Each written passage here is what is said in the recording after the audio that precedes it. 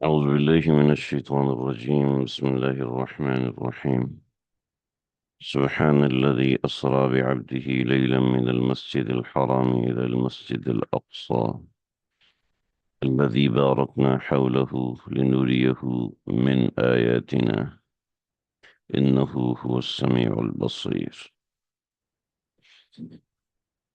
ایک بڑا سنگ میل الحمدللہ ہمارا ایک لحاظ سے مکمل ہوا.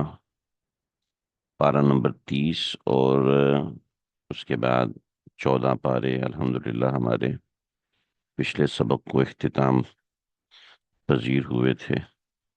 آج الحمدللہ ہم 15واں پارہ شروع کر رہے ہیں، اور 15واں پارہ اس حساب سے شاندار ہے کہ اس کے اندر دو صورتیں ہیں اور دونوں عظیم الشان صورتیں ہیں. ایک سورہ بنی اسرائیل. سورہ بنی اسرائیل کے اندر خاص طور پہ معراج کے واقعے کا اجمالاً ذکر ہے، اور اس کے بعد تفصیلاً اگر ذکر ہے تو بنو اسرائیل کا ذکر ہے. اور معراج کے واقعے کو سورہ نجم کے اندر اللہ رب العزت نے کچھ کچھ ترتیبات اس کی بیان فرمائی ہیں سورہ نجم یا سورہ قمر کے اندر. ثم دنا فتدلی فکان قاب قوسین او ادنا. لیکن ہم کوشش کریں گے کہ یہاں پر اس کو تھوڑا سا کور کر سکیں، واقع معراج کو، اور اس کے حوالے سے بنیادی چیزیں ہم سمجھ سکیں. تو نمبر 1 اس سورہ کے اندر واقع معراج، اور نمبر 2 بنو اسرائیل کی تاریخ ہے. اس کے دو واقعات کا ذکر ہے، وہ بڑے عجیب واقعات ہیں، اس کو بھی ہم دیکھیں گے. پہلے پارے ہمارے عام طور پہ 40-50 دروس میں 2 مہینے میں ختم ہو جاتے تھے، لیکن مجھے یوں لگ رہا ہے کہ شاید ہمارا 1 مہینہ پورا ہی اس واقع معراج میں جائے گا. اور پھر بنو اسرائیل کے جو 2 واقعات ہیں جس میں بخت نصر اور ان کی تباہی کا ذکر ہے، میں نہیں چاہ رہا کہ ہم اس کو ایسے ہی گزار دیں، بلکہ ان آیات کو اچھے سے سمجھیں اور اچھے سے سمجھ کے اس کے حوالے سے جو تفصیلات ہیں وہ دیکھیں. یہاں آج میں زیادہ تفصیل میں نہیں جاؤں گا، تھوڑی بنیادی باتیں میں ذکر کروں گا. بنو اسرائیل، سورہ بنی اسرائیل اس کا نام کس وجہ سے ہے وہ آپ کو پتہ چل گیا ہوگا کہ بنی اسرائیل کی ہسٹری کو اللہ نے تھوڑا سا کھولا ہے. اور اس کے ساتھ جو دوسری بات ہے وہ سورہ اسرا. اسرا معراج کا ایک حصہ ہے، اس وجہ سے اس سورت کا نام سورۃ الاسرا ہے. یہ لفظ اسرا ہے، اس کو ایسے بھی لکھا جاتا ہے اور ایسے بھی لکھا جاتا ہے، دونوں صحیح. تو اسرا معراج کو کہتے ہیں. کیوں کہتے ہیں معراج کو وہ ہم دیکھیں گے. یہ سورہ مکے میں نازل ہوئی ہے، اور ہجرت سے 1 برس پہلے 10 ہجری میں،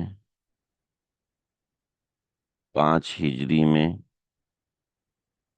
7 ہجری میں مختلف اقوال ہیں. تو حضرت تھانوی رحمۃ اللہ علیہ نے جس چیز کو قبول کیا وہ 5 ہجری کو قبول کیا ہے. حضرت شیخ صاحب نے بھی 5 ہجری کو ترجیح دی ہے. لیکن مجھے جو سیرہ کی کتب میں جو صحیح چیز ملی ہے وہ کم از کم ایسا ہے کہ ہجرت سے 1-2 سال پہلے کا یہ معاملہ ہے. کیونکہ بنو اسرائیل کے حوالے سے جو چیزیں ہیں ان کا واقعہ پیش آنا ہجرت سے تعلق رکھتا ہے. اور دوسری بات یہ ہے کہ اس سورہ کے اندر اللہ رب العزت نے جو معراج کا ذکر کیا وہ عمومی طور پر آپ کے جتنے بھی سہارے تھے، حضرت خدیجہ کا سہارا تھا وہ ختم ہو گیا. پھر ابو طالب کا سہارا تھا وہ ختم ہو گیا، جو بڑے لوگ تھے، جو مکہ کے بڑے لوگ، حضرت ابو بکر، حضرت عمر، حضرت علی، یہ نیچے کے چھوٹے لوگ تھے نا، یعنی عمر کے اعتبار سے چھوٹے تھے۔ تو حضرت ابو بکر عمر کے اعتبار سے چھوٹے تھے، اگرچہ مقام اور مرتبہ ان کا بڑا تھا، مگر حضرت ابو بکر، حضرت عمر، حضرت عثمان، حضرت علی یہ آپ کے معیدین مددگار تھے، مگر عمر کے اعتبار سے چھوٹے تھے۔ حضرت خدیجہ کا ایک مقام تھا عرب کے اندر، ابو طالب کا ایک مقام تھا کہ سرداران قریش میں سے تھے۔ تو پھر آپ صلی اللہ علیہ وسلم نے طائف کا رخ کیا، اور طائف میں آپ صلی اللہ علیہ وسلم نے تبلیغ کی کہ شاید آپ کو مؤیدین مل جائیں، شاید آپ کو معاونین میسر ہو جائیں۔ اور آپ صلی اللہ علیہ وسلم آ، آ، جب ہم انشاءاللہ مطالعہ سیرت میں اس کو بڑی تفصیل سے دیکھیں گے، جب حج کے قافلے آتے تو آپ ان سے بات کرتے تھے، اور آ، ہر کسی سے آپ صلی اللہ علیہ وسلم نے بات فرمائی، مگر ہر کسی نے انکار کیا آپ کی تائید کرنے کو۔ اہل مدینہ نے آپ کی تائید کا اقرار کیا، اور نبی علیہ الصلوۃ والسلام کے پیش نظر حبشہ بھی تھا، آپ کے پیش نظر بحرین بھی تھا، بحرین بھی تھا، اور آپ صلی اللہ علیہ وسلم کے پیش نظر مدینہ بھی تھا۔ تو نبی علیہ الصلوۃ والسلام نے معیدین کے لیے جو سفر فرمایا، طائف کا سفر فرمایا، مگر طائف میں نبی علیہ الصلوۃ والسلام کے لیے پریشانی ہوئی، وہ آپ سب جانتے ہیں۔ جی ریز ہینڈ کیا ہے تو آپ سوال کر سکتے ہیں۔ ہاں صحیح۔ تو نبی علیہ الصلوۃ والسلام کو معراج کے ذریعے سے آپ صلی اللہ علیہ وسلم کو ایک حوصلہ دیا گیا، ایک تسلی دی گئی کہ اللہ رب العزت کی معیت آپ کے ساتھ ہے۔ اس طرح کی بہت ساری باتیں ہیں۔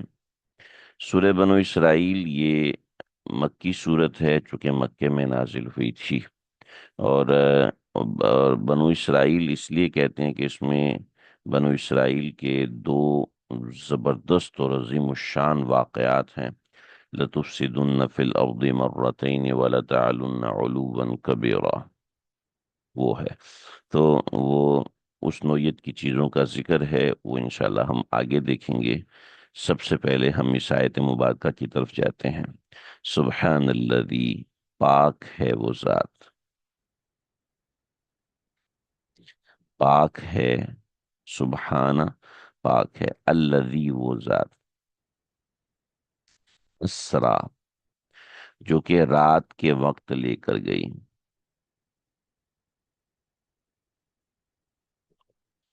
اسرا کہتے ہیں رات کے وقت کے سفر کو، جو دن کے وقت کا سفر ہے اس کو کہتے ہیں عربی میں سفر۔ وَإِن كُنتُمْ عَلَى سَفَرٍ، اگر تم سفر میں ہو، ہم، اگر تم سفر میں ہو، وہاں روزے کا ذکر ہے نا، کتب علیکم الصیام کما کتب علی الذین من قبلکم لعلکم تتقون ایاما معدودۃ وَإِن كَانَ مِنكُم مَّرِيضٌ أَوْ عَلَى سَفَرٍ فَعِدَّةٌ مِّنْ أَيَّامٍ أُخَرَ، اس کے اندر مسئلہ یہی آتا ہے، او علی سفر فعدۃ من ایام اخر۔ اب مسئلہ کیا ہے؟ اب مسئلہ یہ ہے کہ کوئی شخص ایسا ہے جو رات کے وقت سفر پر نکلا، ٹھیک ہے، اور رمضان کی پہلی تاریخ ہو چکی ہے، اب رات کے وقت سفر پر نکلا ہے، تو اب وہ روزے کی نیت کرے گا۔ ہاں صبح کے وقت اگر وہ سفر میں ہے تو اب وہ ظاہری بات ہے اس کو روزہ چھوڑنے کی گنجائش ہے۔ تو سفر، دن کے سفر کو کہتے ہیں، دن کی ٹریولنگ کو سفر کہتے ہیں عربی کے اندر، دن کے رحل کو رحل، دن کے چلنے کو سفر کہتے ہیں عربی کے اندر، اور رات کے چلنے کو اسرا کہتے ہیں، ٹھیک ہے۔ تو سبحان الذی اسرا، پاک ہے وہ ذات جو کہ رات کے وقت لے گئی، ٹھیک ہے، لیکن آگے لیلن کی تصریح دوبارہ کر دی، ٹھیک ہے، تاکہ یہ بتایا جائے کہ وہ واقعتاً سفر ہوا تھا، کوئی خیال نہیں تھا۔ چنانچہ اس موضوع پر اختلاف ہے تابعین کرام کے اندر کہ جو معراج ہے وہ روحانی طور پر ہوئی تھی یا جسمانی طور پر ہوئی تھی، کیونکہ معراج کے سفر کی جو الفاظ ہیں اس کی ابتدا آتی ہے کہ انا کنت بین النائم و یقظہ، میں سوتے اور جاگتے کے درمیانی حالت میں تھا، سوتے اور جاگتے کی درمیانی حالت میں تھا۔ تو اس سے بعض لوگوں کو شبہ ہوا کہ جو نبی علیہ الصلوۃ والسلام کا سفر معراج ہے وہ روحانی طور پر تھا، وہ جسمانی طور پر نہیں تھا۔ یعنی روحانی طور پر آپ کا سفر مبارک تھا، جسمانی سفر نہیں تھا۔ ذرا اس کو سمجھیے گا، روحانی اور جسمانی۔ نبی علیہ الصلوۃ والسلام کا جس وقت انتقال ہوتا ہے تو حضرت عمر فاروق رضی اللہ تعالیٰ عنہ تلوار اٹھا لیتے ہیں، فرماتے ہیں رسول اللہ صلی اللہ علیہ وسلم کا جسم اطہر یہاں پر ہے، مگر آپ صلی اللہ علیہ وسلم جیسے معراج پر گئے ہوئے تھے ایسے تشریف لے جا چکے ہیں، پھر واپس آئیں گے۔ ٹھیک ہے، یعنی روح مبارک،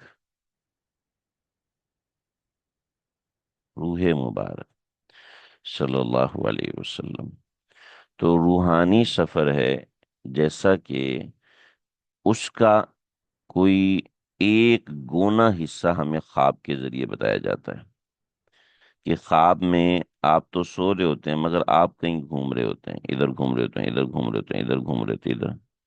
تو خواب میں آپ گھوم رہے ہوتے ہیں مگر اصل میں آپ کا جسم یہاں پر ہوتا ہے۔ تو اصل تو یہ خواب ہے، اس کی نوعیت تو خواب کی ہے، مگر آ، مگر روحانی سفر کا مطلب یہ ہوتا ہے کہ روح کی پرواز بڑھ رہی ہے اور روح جسم سے الگ ہو چکی ہے، کیونکہ ہم جو ہے نا، ہم ہماری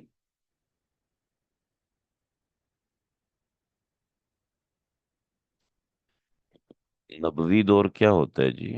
میں نے بتایا تو ہے مکی دور ہے، اور کتنی مرتبہ بتا چکا ہوں۔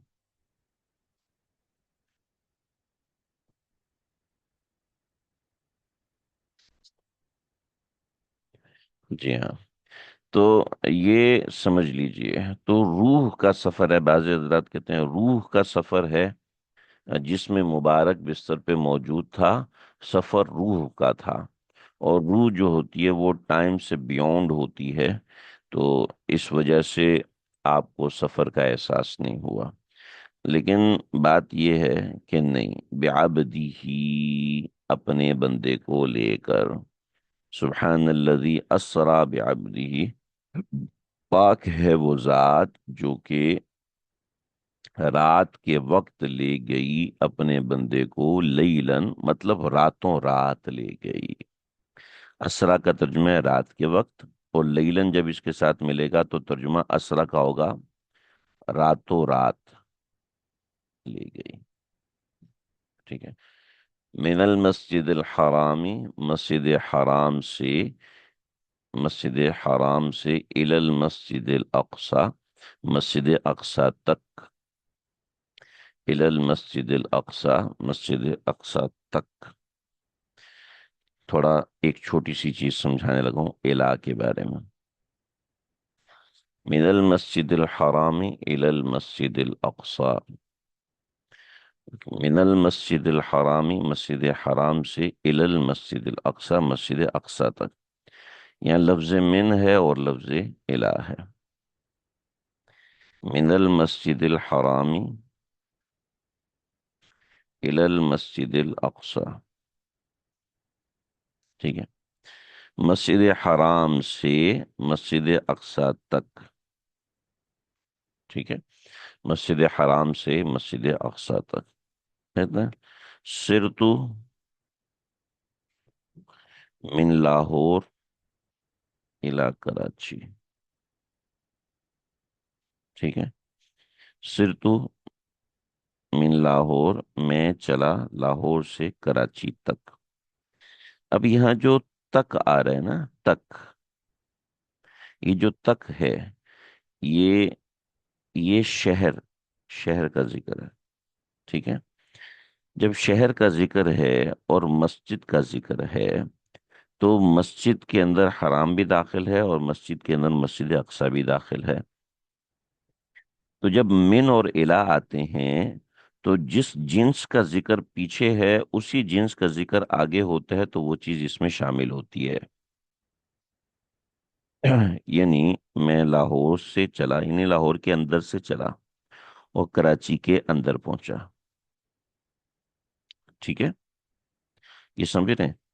میں مسجد حرام کے اندر سے نکلا، ٹھیک ہے، اور مسجد اقصی کے اندر گیا، سمجھ رہے ہیں؟ جب من کے بعد جو چیز ہوتی ہے وہ دونوں ایک ہوں، ٹھیک ہے، لاہور بھی شہر ہے، کراچی بھی شہر، ٹھیک ہے، تو یہ دونوں ایک ہوں، لیکن جب یہ دونوں ایک نہ ہوں تو پھر کنارہ مراد ہوتا ہے۔ بطور مثال اب اس کو سمجھو، فَاغْسِلُوا وُجُوهَكُمْ وَأَيْدِيَكُمْ إِلَى الْمَرَافِقِ، اپنے ہاتھوں کو إِلَى الْمَرَافِقِ، کوہنی سمیت دھو، مرافق کہتے کوہنی کو۔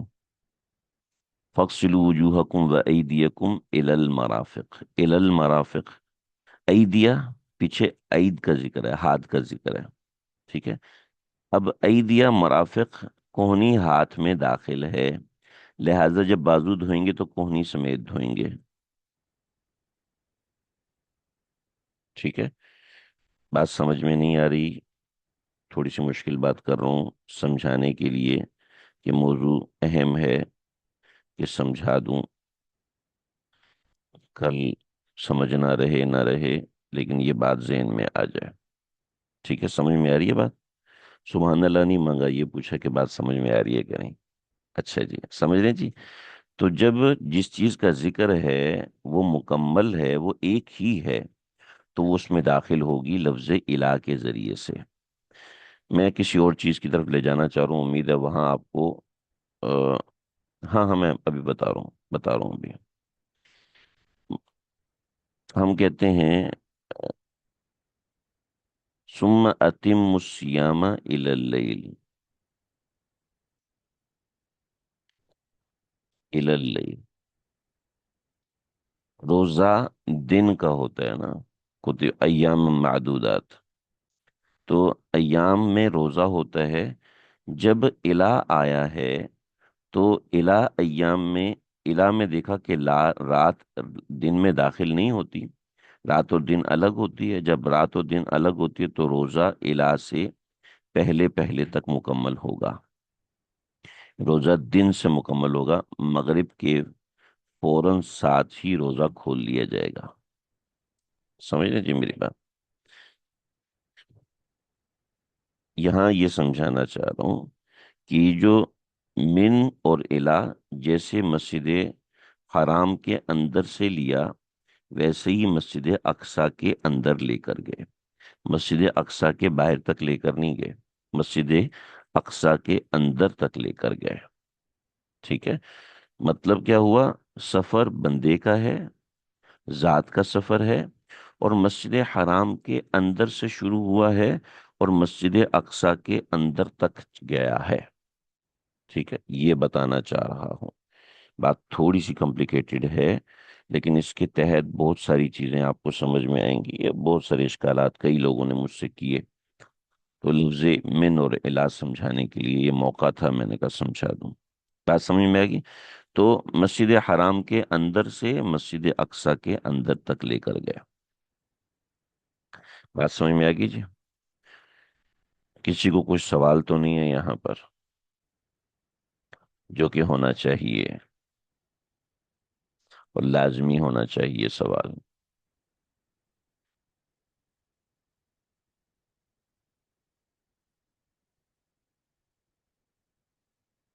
سمجھ میں نہیں آئی؟ میں یہ بتا رہا ہوں کہ الہ میں جس غایہ کا ذکر ہوتا ہے، جس غایہ، انتہا، یا جرنی کے اینڈ کا ذکر ہوتا ہے تو اس میں دیکھا جاتا ہے کہ دو چیزیں جن چیزوں کا ذکر آ رہا ہے وہ دونوں چیزیں ایک ہیں یا دونوں چیزیں الگ ہیں. ٹھیک ہے. اب الہ میں جس سفر کا اینڈ بتایا جا رہا ہے، غایت بتائی جا رہی ہے، انتہا بتایا جا رہا ہے، فنش لائن بتائی جا رہی ہے. یہ آپ لوگوں کی برکت سے میرے ذہن میں لفظ آ گیا. فنش لائن بتائی جا رہی ہے تو وہ فنش لائن کے اندر وہ چیز اندر ہے یا وہ فنش لائن سے باہر ہے. ٹھیک ہے. تو اگر دونوں چیزیں الہ سے پہلی اور الہ کے بعد کی دونوں چیزیں ایک ہیں تو الہ فنش لائن کے اندر ہے، اور اگر دونوں چیزیں الگ ہیں تو الہ فنش لائن سے پہلے ہے.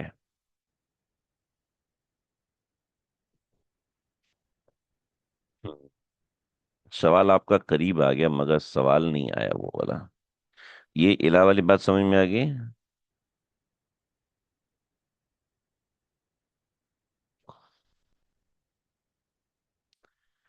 دیکھیں وہ ٹائم کا تعلق ہے. یہاں ٹائم کا کی تو بات ہی نہیں ہو رہی. یہاں تو پلیس کی بات ہو رہی ہے نا، جگہ کی بات ہو رہی ہے.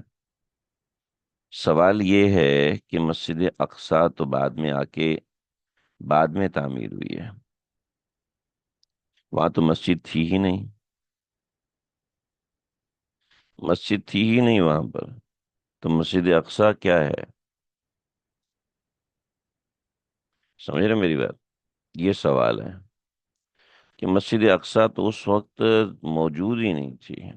تو پھر سوال بنتا ہے نا، اللہ نے مسجد اقصی کیوں بولا؟ اللہ اکبر. چلے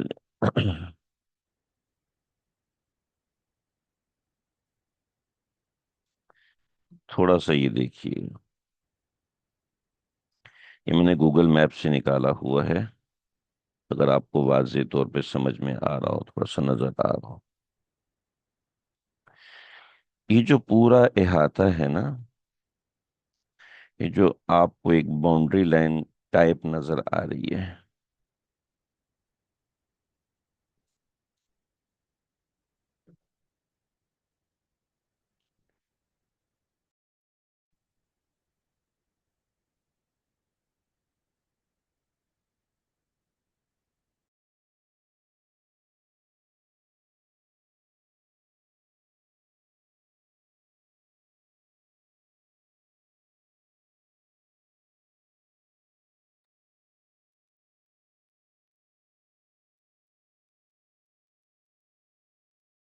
یہ جو مسجد اقصی کا تھوڑی سی ایک باؤنڈری آپ کو دکھ رہی ہے. ٹھیک ہے.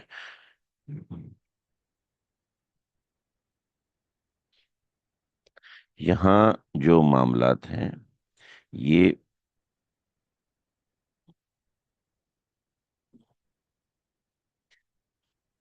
اس سارے کے سارے ایریے کو مسجد اقصی کہتے ہیں.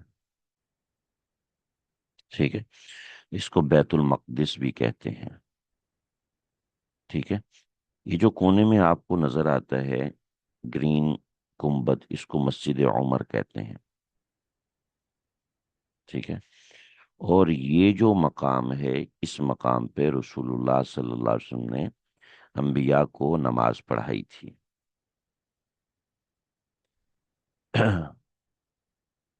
ٹھیک ہے. رسول اللہ صلی اللہ علیہ وسلم کے لیے اس جگہ کو بیت المقدس کہا جاتا ہے یا بیت المقدس کہا جاتا ہے. مگر اس موقع پہ مسجد اقصی اس لیے بولا کیونکہ نبی علیہ الصلوۃ والسلام نے یہاں پر نماز پڑھائی تھی. مسجد حرام میں آپ نے 2 رکعت نماز پڑھی تھی اور یہاں آپ نے نماز پڑھائی تھی. ٹھیک ہے. جسے ہم رمضان میں بناتے ہیں، جیسے ہم رمضان میں بناتے ہیں. نہیں، اللہ نے اس جگہ کو، پوری جگہ کو مسجد کا نام دیا ہے. چنانچہ یہ پوری جگہ مسجد ہے. یہ جو راک ہے، ڈوم آف دا راک، یہ ڈوم آف دا راک جو ہے اس کے نیچے ایک چٹان ہے. وہ چٹان بیت المقدس کہلاتی ہے. وہ چٹان بیت المقدس سے پہلے رخ اسی چٹان کی طرف کیا جاتا تھا نماز کے لیے. اس چٹان کے لیے رخ کیا جاتا تھا. بعض حضرات نے یہ بھی کہ اس کے نیچے جاتے ہیں تو ایک جالی لگی ہے، اور اس جالی کے ذریعے سے جو اس جالی کے اندر ایک قدم کا نشان بھی ہے جہاں رسول اللہ صلی اللہ علیہ وسلم نے پاؤں مبارک رکھا اور اوپر چلے گئے، تو اس پورے احاطے کا نام مسجد اقصی بھی ہے اور بیت المقدس بھی ہے۔ ٹھیک ہے، تو بیت المقدس اصل میں کوئی گھر نہیں ہے، بلکہ ایک چٹان ہے جو اس ڈوم آف دا راک کے نیچے ہے۔ یہاں پر ایک گنبد ہے سبز رنگ کا یا کتھئی کلر کا، ایک گنبد ہے، وہ مسجد عمر کا ہے۔ یہ مسجد حضرت عمر رضی اللہ عنہ نے تعمیر فرمائی تھی۔ جب حضرت عمر نے بیت المقدس فتح فرمایا تھا تو پھر اس وقت حضرت عمر نے اس مسجد کو تعمیر فرمایا تھا۔ میں چاہ رہا تھا کہ آپ لوگوں کو کچھ اس کا اوور ویو دکھاتا۔ یہ یہ یہ جو بھی آپ کو خاکہ نظر آ رہا ہے، یہ سارا جو ہے، جیسے یہ تصویر نظر آ رہی ہے، جیسے یہ تصویر نظر آ رہی ہے تو یہ مسجد عمر ہے۔ اس میں جو گنبد آپ دیکھ رہے ہیں یہ مسجد عمر ہے۔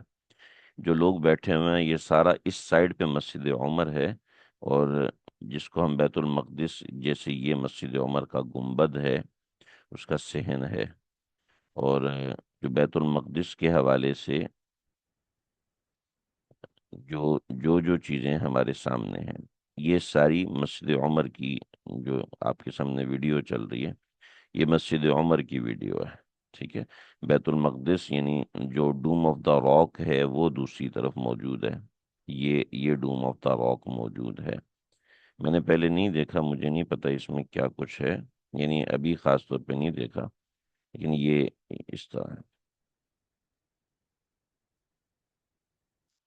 یہ رات کے وقت ڈوم آف دا راک اس کے نیچے، اور یہ وہ مقام ہے جہاں رسول اللہ صلی اللہ علیہ وسلم نے انبیاء علیہ الصلوۃ والسلام کو نماز پڑھائی تھی، یا آپ کا براق یہاں پر باندھا گیا تھا۔ یہ وہی ڈوم آف دا راک ہے جو کہ مختلف طرح کی تصویریں لی گئی ہیں۔ تو یہ مسجد اقصی ہے جس کا یہاں پر ذکر ہے۔ تو تو الی المسجد الاقصی، یعنی مسجد اقصی تک، یعنی مسجد اقصی کے اندر لے کر گئے۔ ٹھیک ہے، تو الی البیت المقدسی بھی کہہ سکتے تھے، مگر چونکہ وہاں پر نماز پڑھی تھی تو اس وجہ سے اس جگہ کا نام مسجد رکھ دیا گیا، اور وہ مسجد اقصی ہے۔ نہ صرف اتنی سی بات ہے بلکہ آگے چلتے ہیں، الذی بارکنا حولہ، یہ مسجد اقصی صرف اکیلی مسجد اقصی نہیں ہے، بلکہ یہ وہ چیز ہے کہ بارکنا، کہ برکت رکھی ہے، حولہ، ہم نے برکت رکھی ہے، حولہ، اس کے گرد، مسجد اقصی کے گرد ہم نے برکت رکھی ہے۔ مطلب کیا برکت رکھی ہے بے؟ ایک بڑا چیپٹر ہے احادیث کا، میں ضرور چاہوں گا کہ میں اس کو یہاں ضرور ڈسکس کروں انشاءاللہ۔ میں اپنے موقع پہ وہ کچھ احادیث اس میں سے منتخب کر کے آپ حضرات کو دکھاؤں گا۔ الذی بارکنا حولہ، کہ ہم نے اس کے گرد برکتیں رکھی ہیں۔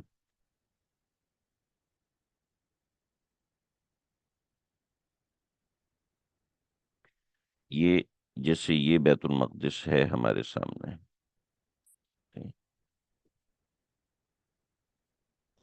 اب بیت المقدس جس علاقے میں ہے، یہ بیت المقدس کا جو علاقہ ہے، یہ سارا کا سارا علاقہ برکت والا علاقہ ہے۔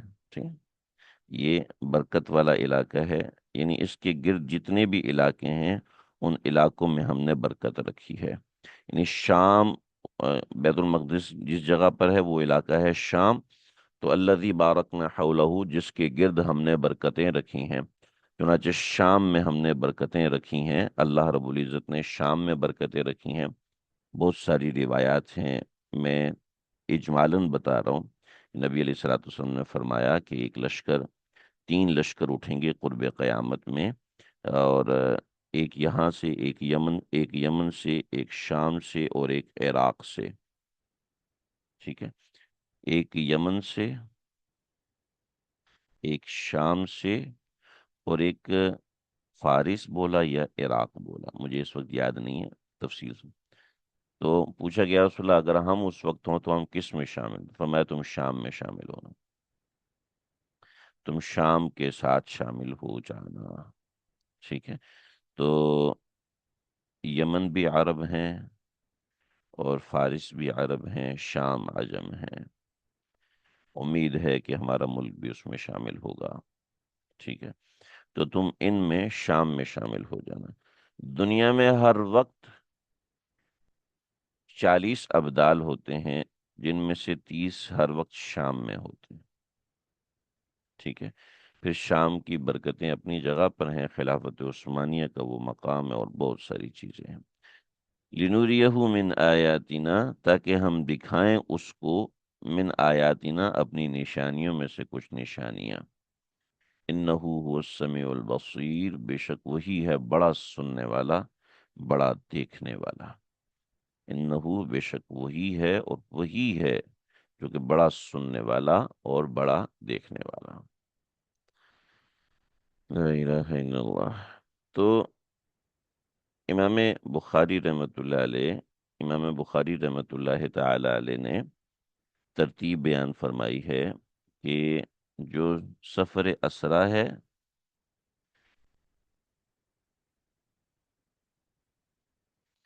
یہ سفر 3 حصوں پہ ہے۔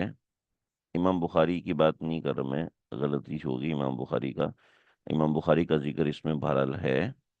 ایک سفر ہے اسرا، اسرا، دوسرا سفر ہے معراج، اور تیسرا سفر ہے اعراج، ٹھیک ہے؟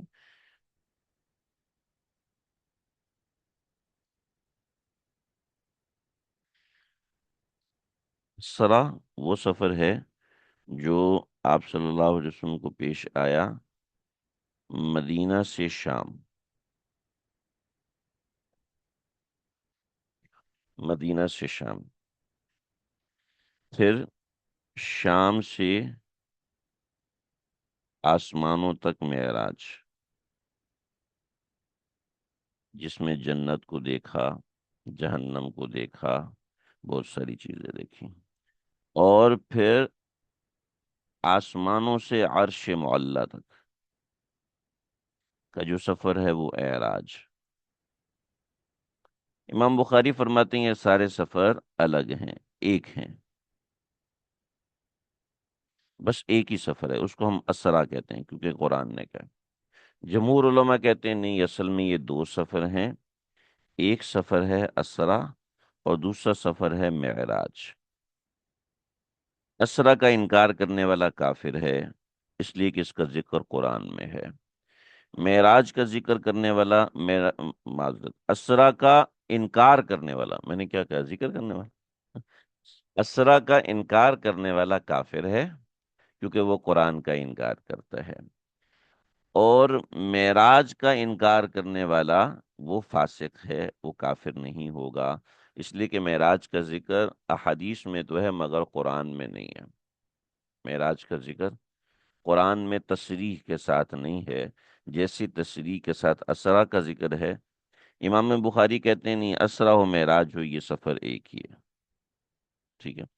ہم کہتے ہیں کہ دیکھو، من المسجد الحرام الی المسجد الاقصی زمینی سفر ہے، یہ زمینی سفر ہے، چنانچہ جب یہ زمینی سفر ہے تو یہ اسرا ہے، اور آسمانی سفر ہے وہ معراج ہے، آسمانی سفر کا ان آیات میں ذکر نہیں ہے، ٹھیک ہے جی؟ بات سمجھ میں آ گئی؟ تو جب آسمانی سفر کا ذکر نہیں ہے تو ظاہری بات ہے اس کا منکر کافر نہیں ہوگا، فاسق ہوگا، میرا اسرا کا منکر جو ہے وہ کافر ہوگا۔ لہٰذا 2 الگ الگ باتیں یہاں پر سمجھ میں آ گئی۔ یہاں جو ذکر ہے وہ اسرا کا ذکر ہے، معراج کا ذکر نہیں ہے، مگر من جملہ 45 صحابہ سے ذکر معراج کا ہے، لہٰذا اس کو اس کے ساتھ ہی مانا جاتا ہے۔ ہاں جی، وہ پوری ایک تاریخ ہے، حضرت سلیمان نے بھی بنائی تھی، ہم اس تاریخ میں نہیں جائیں گے، اس واقعے کو ہی ہم کور کر لیں تو ہمارے لیے بہت ہے انشاءاللہ، ٹھیک ہے؟ یہ گنبد بعد میں بنے، صلاح الدین ایوبی نے یہ گنبد بنایا، ایک پتھر سے گنبد بنایا صلاح الدین ایوبی نے 587 ہجری میں، سلطان صلاح الدین ایوبی نے یہ سب چیزیں تیار فرمائی تھیں۔ اس کی فتح کی داستان الگ ہے اور اس کی تاریخ الگ ہے۔ ہم فی الوقت تو معراج ہی کو دیکھیں گے انشاءاللہ۔ سفر گھر میں بستر سے شروع ہوا تھا تو مسجد حرام سے کیسے لکھا ہوا آیا ہے؟ ماشاءاللہ، اچھا سوال ہے۔ معراج گھر سے شروع ہوا تھا، مگر مسئلہ یہ ہے کہ آپ صلی اللہ علیہ وسلم اس وقت ام ہانی کے گھر میں تھے، اور ام ہانی کا گھر اس وقت حرم کا حصہ تھا، حرم کا حصہ تھا، اور بہت سارے لوگوں کے گھر حرم کا حصہ تھے، کئی لوگوں کے گھر حرم کا حصہ تھے۔ صرف ام ہانی کا گھر ایسا نہیں کہ وہ حرم کا حصہ تھا، بلکہ کئی سارے لوگوں کے گھر ایسے تھے جو کہ مسجد حرام میں ہوتے تھے۔ بطور مثال، جو ایسے لوگ تھے جو اکیلے رہ جاتے تھے تو وہ آتے تھے مسجد حرام میں، اپنا چھپر بنا لیتے تھے، وہی ان کا گھر ہوتا تھا۔ تو ام ہانی کا گھر بھی انہی میں سے تھا اور اسی کا حصہ تھا، ٹھیک ہے۔ تو اس آپ صلی اللہ علیہ وسلم وہیں پر سو رہے تھے، ام ہانی کے ہاں آپ تشریف لائے تھے اور وہیں پر آپ سو رہے تھے۔ پورا واقعہ انشاءاللہ میں بیان کروں گا۔ تو یہ بنیادی باتیں اس واقعے کے حوالے سے، اس سورہ کے حوالے سے میں نے آج ذکر کی ہیں۔ 111 اس سورت کی آیتیں ہیں، اور اس میں مضمون بہت سارے ہیں۔ بنیادی مضمون جو شروع کے ابتدا کے مضمون ہیں وہ یہ ہیں: ایسی خیر جو مسلسل اور پائیداری کے ساتھ بڑھتی ہے۔ تو جی، آج کا سبق ہم یہیں تک رکھیں گے۔ کچھ کسی کو کچھ سمجھنا ہو، پوچھنا ہو تو پوچھ سکتے ہیں۔ آج کا سبق یہیں تک۔ وصلی اللہ تعالی علی خیر خلقہ محمد لنوریہ۔ اچھا جی، لنوریہ ترجمہ دوبارہ سمجھ لیں۔ سبحان الذی اسری بعبدہ، پاک ہے وہ ذات جو کہ لے گئی اپنے بندے کو لیلن، رات کے وقت۔ کیوں لے کے گئی؟ لنوریہ، تاکہ اس کو دکھائے، من آیاتنا، اپنی نشانیوں میں سے کچھ نشانیاں، ٹھیک ہے۔ اب کہاں لے کے گئی؟ من المسجد الحرام الی المسجد الاقصی، مسجد حرام سے مسجد اقصی لے کر گئی۔ اور وہ مسجد اقصی کہاں ہے؟ الذی بارکنا حولہ، وہ وہاں ہے جہاں، جس کے گرد گرد ہم نے برکتیں رکھی ہوئی ہیں۔ اور وہ ذات، انہو، وہ ذات جو ہے، بے شک وہ ذات، سمیع ہے اور بصیر ہے۔ ایک تعویل عام شروع میں کسی نے بتائی تھی کہ سبحان الذی کا مطلب ہے پاک ہے وہ ذات۔ اصل میں جب یہ واقعہ پیش آیا تو اہل کفر نے بہت مزاحمت کی اور اللہ پر طرح طرح کی باتیں کی کہ یہ پیغمبر کیسے ہیں، ایسا کیسا ممکن ہے۔ تو بتانا مقصود ہے کہ آپ جو ہے وہ بہت زیادہ چھوٹا سوچ رہے ہو۔ اللہ کی ذات ان تمام چھوٹی چھوٹی چیزوں سے پاک ہے جن چھوٹی چیزوں کو تم ان کی طرف منسوب کر رہے ہو۔ وہ سمیع بھی ہے، وہ بصیر بھی ہے، وہ سن بھی رہا ہے اور دیکھ بھی رہا ہے۔ ان ساری توہمات کو جو تم کر رہے ہو، اللہ اس سے پاک ہے۔ ترجمے میں ہم اس چیز کو ایڈ نہیں کریں گے، لیکن آپ لوگوں کو سمجھ ہونی چاہیے، فہم ہونی چاہیے کہ اس کا یہ معنی ہے، اس کا یہ مطلب ہے، ٹھیک ہے جی۔ سمجھ میں آیا کہ لِنُرِيَهُ، تاکہ ہم اس کو دکھائیں۔ یرا دیکھنا، نرا دکھانا، ہم ہمارا دکھانا، ٹھیک ہے۔ لنوریا ہو، تاکہ ہم اس کو دکھائیں، من آیاتنا، اپنی نشانی۔ اور عرش سے زمین، عرش معلیٰ سے زمین کے سفر کو واپسی کہتے ہیں۔ تو واپسی ہے نا، دیکھیں سفر ایک پوری ٹریولنگ کو کہتے ہیں۔ اب اس میں جانا اور آنا الگ سے کاؤنٹ نہیں ہوتا، تو واپسی کے لیے کوئی الگ سے نام نہیں ہے۔